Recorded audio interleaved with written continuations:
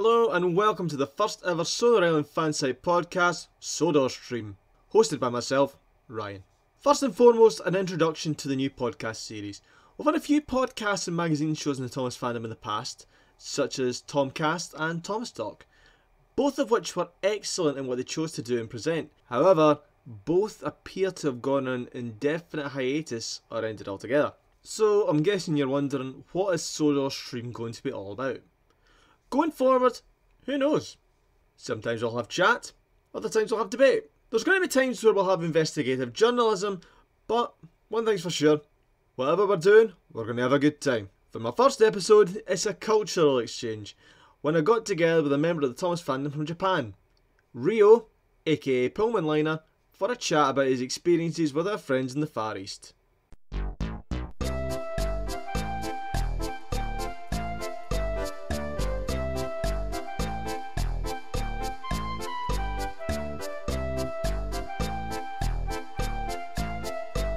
Episode 1, The Small Controller's Snazzy Yellow Jacket.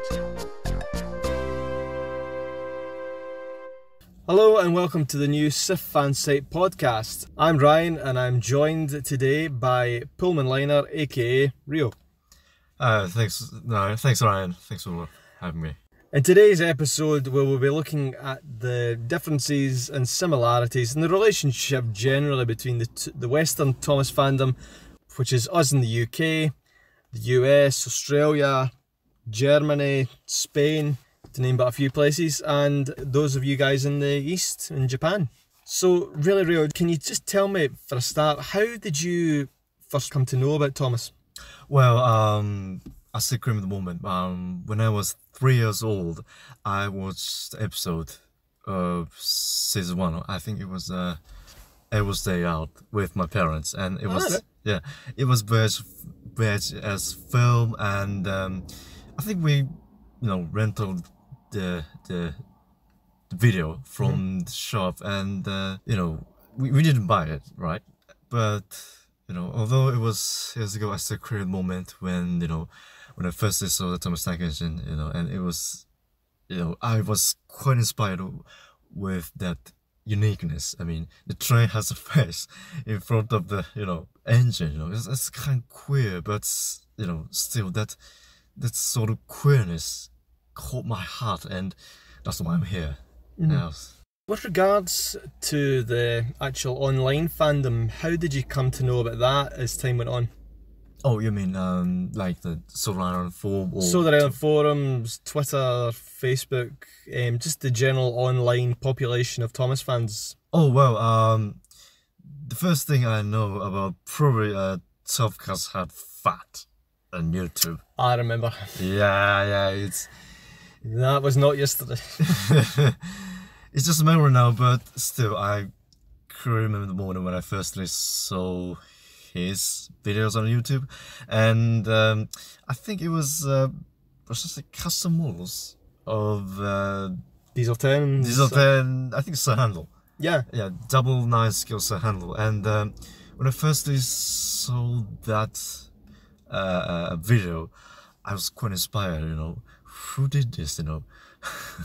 Who did arrange this models of the N scale and put onto the Bandai toys of Sir Handle? It was quite inspiring thing for me, and since then I devoted myself to watching not only the Thomas and fans videos, but also like real footage of the heritage railways in UK.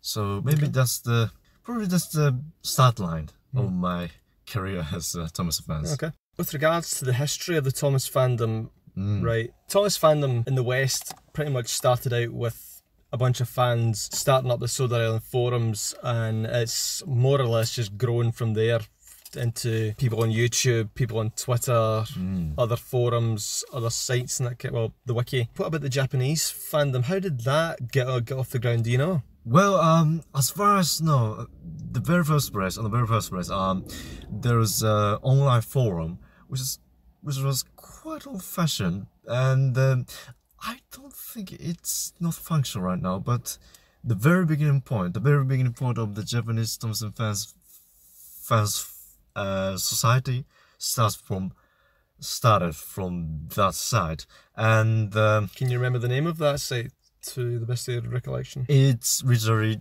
Thomas Fan Club. Oh, right. Thomas Fan Club. Yeah. From Thomas Fan Club. Yeah. All right. And I think around 2012, it gradually, shifted from forum to Twitter, and that was the same with us. Yeah, really, that's quite interesting. Sodor Island Forums is actually, I think, it is the last proper forum still existing. It used to be a lot more back around about the mid-noughties, but then after Twitter got a hold, that was it. Wow, so Twitter originally caught the heart of everyone. Yeah, Twitter pretty much became the heart and soul. It's become the hub more than anything else. The interesting is that not only Thomas fans, but like other Japanese railway enthusiasts or fans, mainly gradually shifted to, Twitter around 2012. So yeah, that's quite an interesting point.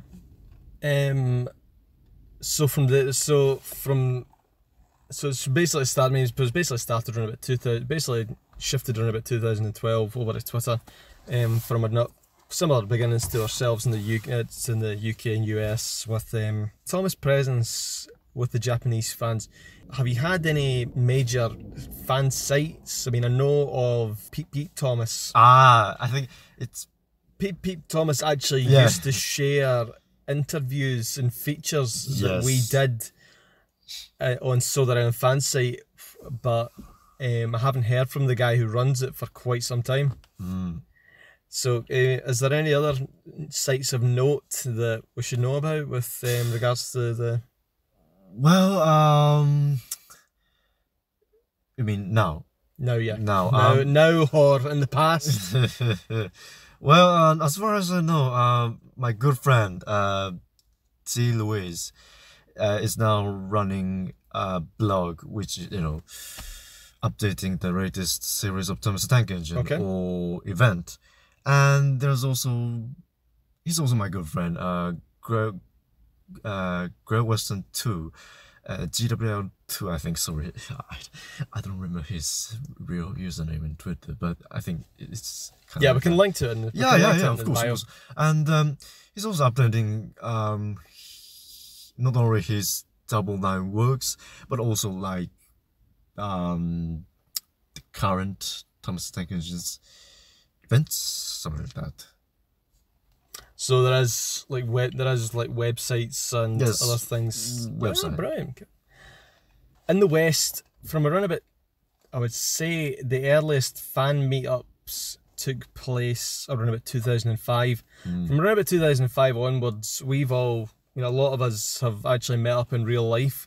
Do you guys do the same thing? Has there ever been a fan meetup in Japan? Well, not in 2005, but later on. But I think the first, the meeting up took place, I think around early in 2013, when I met with a guy called Y.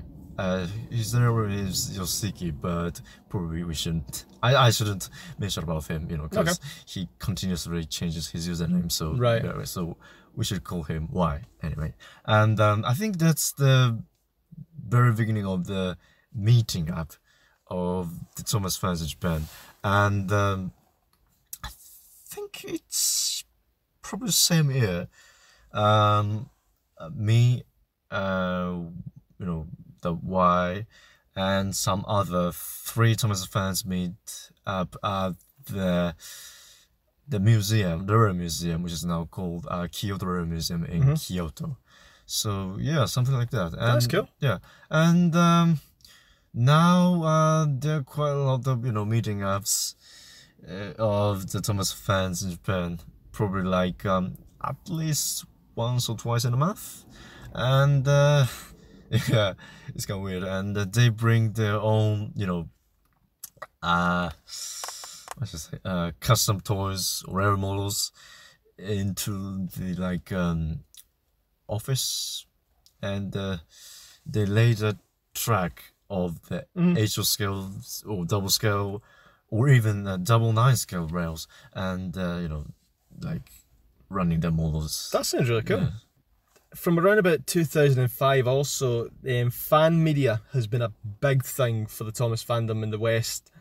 We've had people redubbing the episodes, which was basically us back in the day. People doing audio dubs and then making their own content, whether through model railways, wooden railway toys, that are just using the general merchandise. Do you guys do the same? Have you guys done similar kind of series or similar kind of ventures, or is that not a thing in Japan as it is out in the West?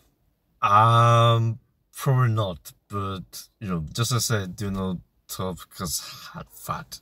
So, yeah, I think he did probably short remake. Yeah, he did short videos, but he never actually made stories. He never.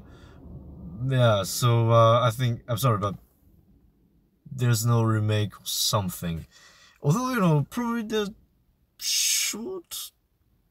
probably there's small amount of remakes, something like that, but there's no such thing like, original series, we don't have that. That could actually be a thing. Perhaps if one of the people who make an original series out here in the West reached out to the Japanese fans and asked them, would you be interested in translating this and introducing it to your territory? Oh, that's quite interesting. Yeah, it could work. I don't know. I don't know if anyone's actually reached out in that way or not before, but I think it'd be quite cool. But that. Yeah. Be a race now to see who can get the first global series, to get the first series dubbed into another language, Japanese. Tell us more about your experiences with the Japanese fandom. Obviously it's more millennial based than ours in the West is, because we've got people who range from like 50s down to people in their young teens. It's a very broad spectrum of people. It's a very interesting spectrum of people as well. I've met a lot of people from the fandom through doing events with Tugs, Star Tugs Company Limited. You meet people from all over the world, and it's a really enjoyable experience. You do meet a lot of Thomas fans, and a lot of people want to share their experiences of the brand with you. So, what's your experience with the Japanese fandom? Well, that's quite a little bit different question. We don't have like society like you have the tax. No, because society we don't have the thing like that. But there's one group called the Railway Series Fan Club, TRSFC, and that group is now trying to host, just as I said, the meeting up. Right. And it's kind of the same, like the manager of the society rental a place, and he rated track both double 9 and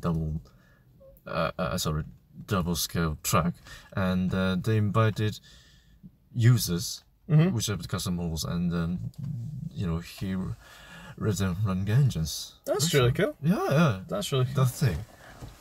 Right, just when we're talking about the railway series there, does the railway series still have a point of relevance in Japan? Has it still got a presence out there, or is it just the same as it is out here and just no presence whatsoever? To be honest, it has quite significant influence in my country. Really? Actually, yes. I think it was around when was it? 2013. I think. Sorry, I don't know the exact date, but I think one of the published company hosted what we call the art exhibition in Kyoto, and they exhibit a real picture of the railway series, including Derby and Kenny. Kenny, and Gamba. Peter and Gunver Edwards. That's amazing. Yeah. It's so disheartening when you look at Japan and you look at the Hara Railway Museum, where they're hosting the original models from the series. Yeah. Where they're hosting the original models from the series. You're hearing about this art exhibition of the Railway series artwork being displayed in Kyoto. Yeah. And just the general reverence that the brand is treated with in Japan is treated with so much respect, and reaches the public directly, as opposed to like the US and the UK, where all we've got is Days Out with Thomas events and in Drayton Manor. Speaking of Days Out with Thomas, there is a railway in Japan. The name of it escapes me. However, they run the large-scale Thomas, Percy, James and Hero trains.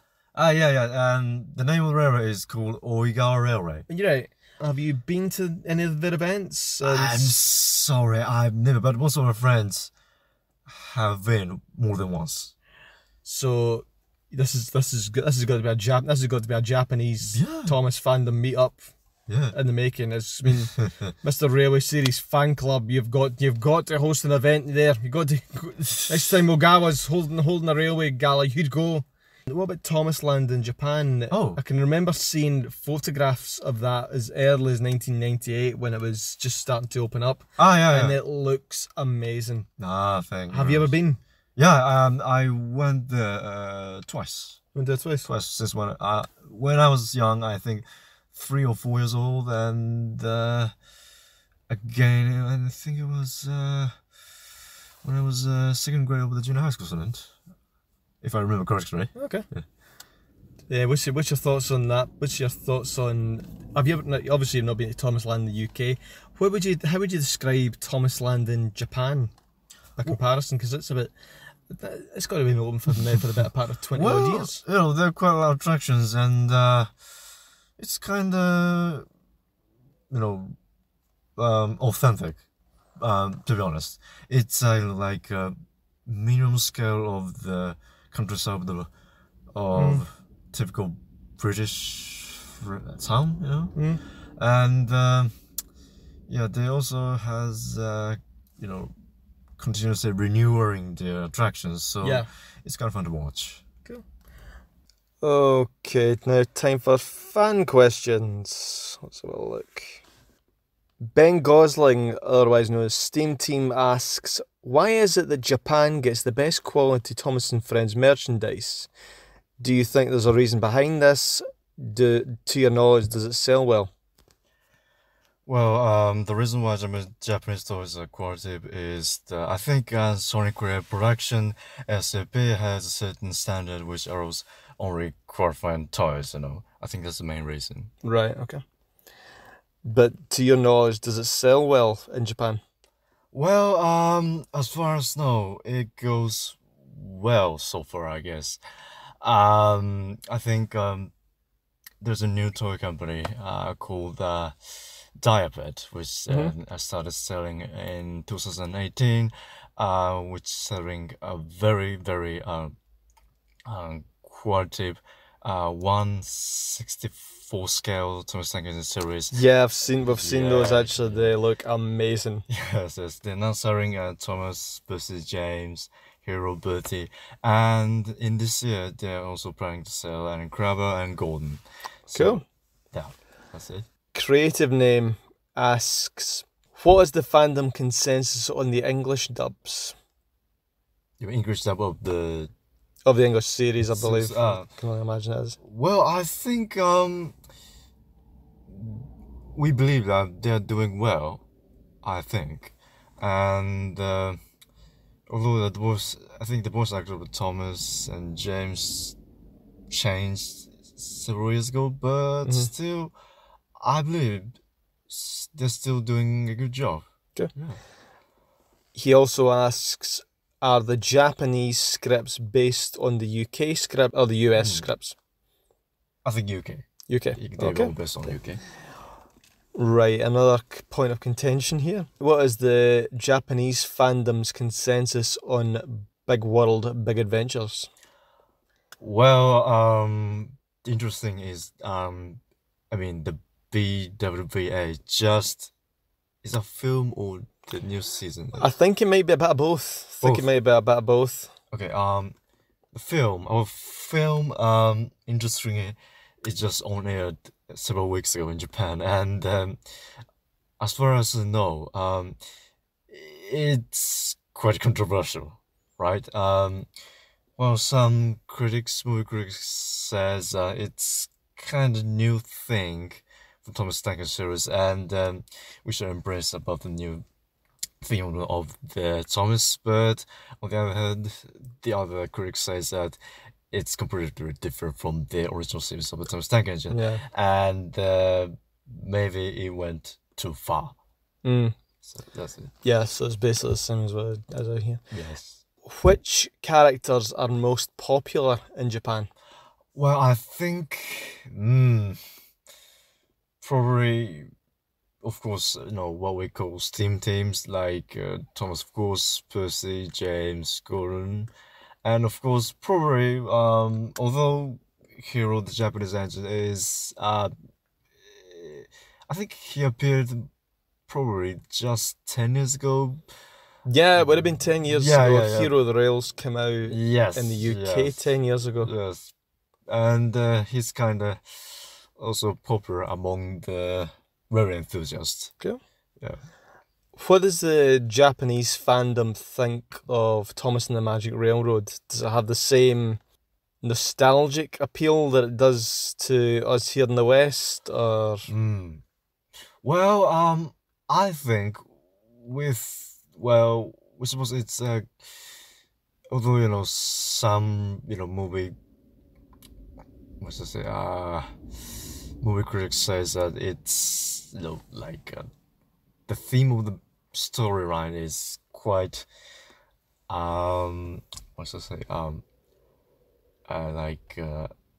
it's not like shame, but we believe it's kind of one of the classic and the first film of Tank Engine, and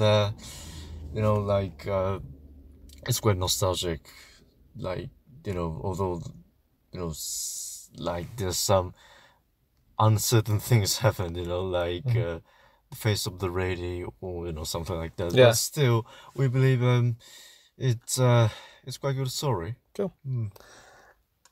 Right, Captain Thomas and Matt asks, how would you compare the percentage of interest in Thomas from the perspective of Japan versus us in the West, like the UK, the US, Australia?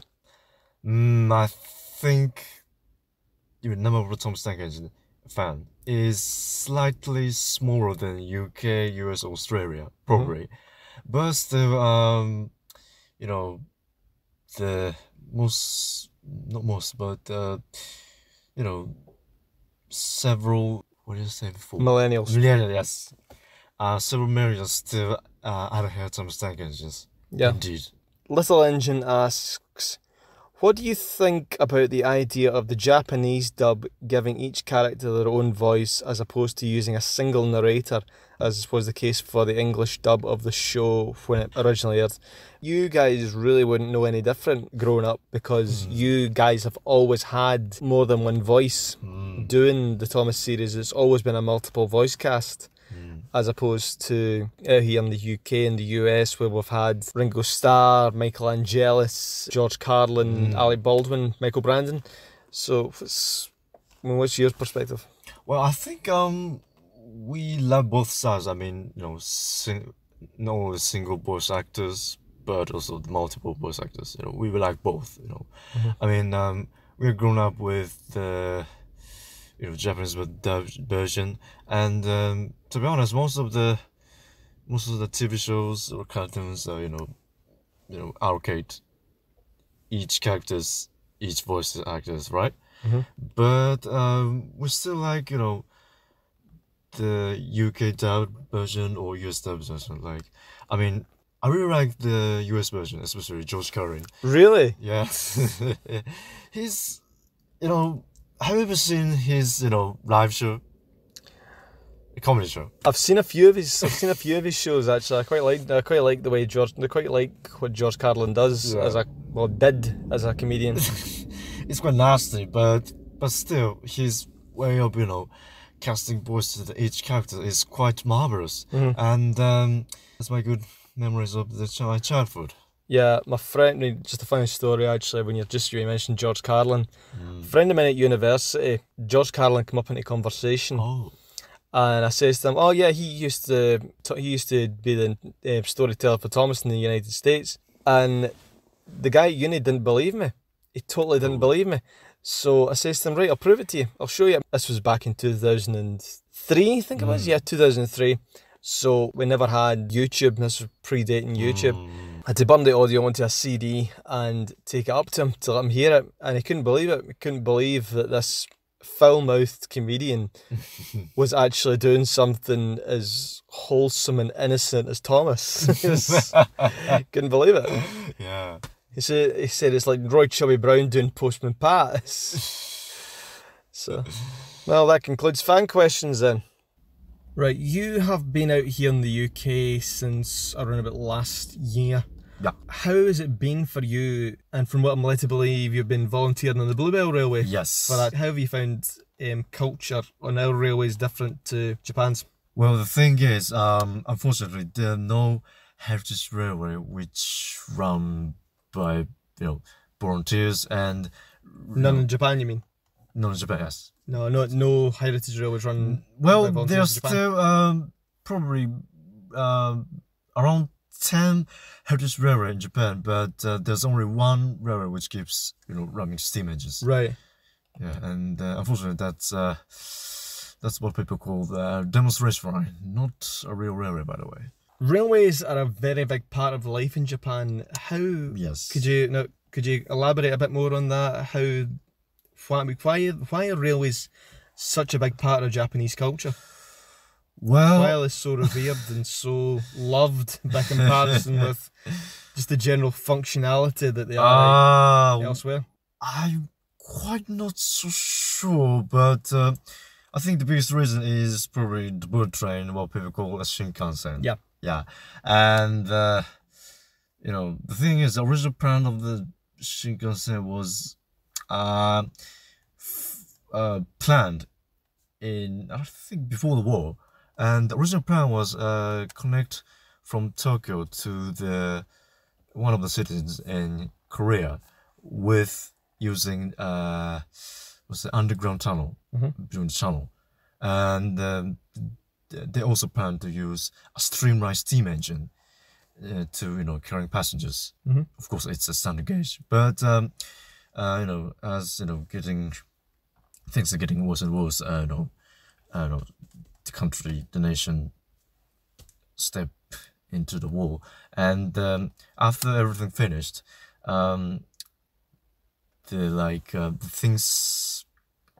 things in Japan was quite chaotic, and the building a brand new high-speed railway was the only hope for our people, and there are quite a lot of trial and error, but they finally rate and built a brand new electric train, high-speed train, in 1964.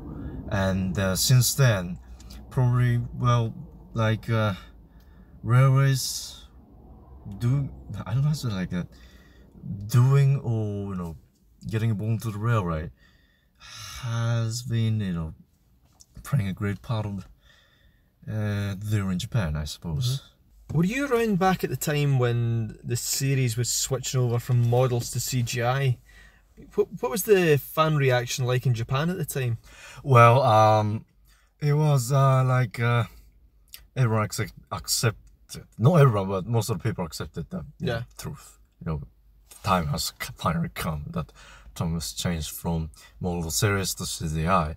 But what was controversial was not CGI, but new character hero. it was very controversial. It was controversial. Hero was controversial. Yes.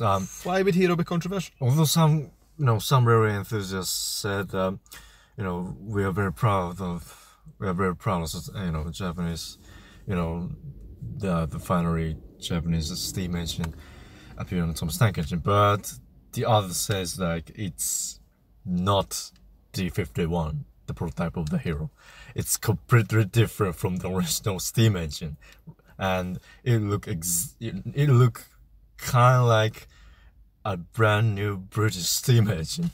So it was, just as I said, very controversial, and but it's never really been alluded to in canon. It was never It was never mentioned at the time that Hero was from Japan. yeah. It was hinted at, but it wasn't actually said. So I think they thought they could kind of get away with it, but whereas now it's like, oh yes, we're off to China. We're going to China. We're going to Italy. We're going to Uzbekistan. All aboard for a big adventure. But it was never really alluded to. But so people in Japan actually thought Hero looked more British than anything else. Yes. Oh, that's bad. It's kind of like I know, they all know that it's based on the D51, but just as some of the rare enthusiasts think it's not D51. It's rather kind of like a brand new British steam engine, which is designed after D51.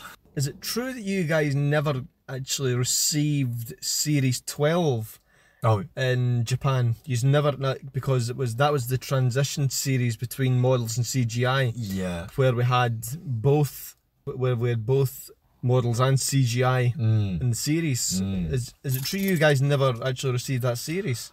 Well, the answer is yes and no. Although in a limited press, you can see, Japanese dubbed version of the season 12. Yeah. Actually, one of the press is Thomas Land in Japan, and there's a film theater in there, and you can see 3 episodes of season 12. And the other press, or maybe I say the